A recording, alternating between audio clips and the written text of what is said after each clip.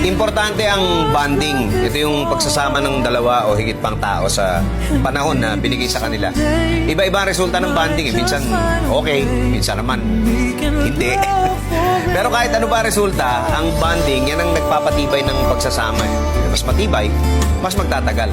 Kaya kung may pagkakataon, siguraduhin yung makakapag-bonding kayo sa mga mahal nyo sa buhay. Sigurado ako, mas tatagal ang pagsasama nyo.